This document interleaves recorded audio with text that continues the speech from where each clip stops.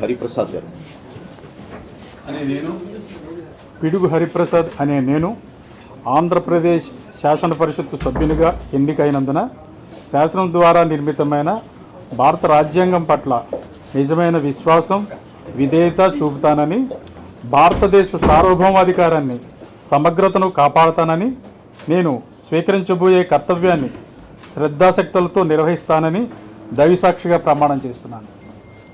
నేను ఆంధ్రప్రదేశ్ శాసన పరిషత్తు సభ్యుడైన పిడుగు హరిప్రసాద్ అనే నేను పరిషత్తు నియమాలకు కట్టుబడి ఉంటానని, వాటిని అనుసరిస్తానని, పరిషత్తు మర్యాదలను పాటిస్తానని, సాంప్రదాయాలను గౌరవిస్తానని దైవసాక్షిగా ప్రమాణం చేస్తున్నాను.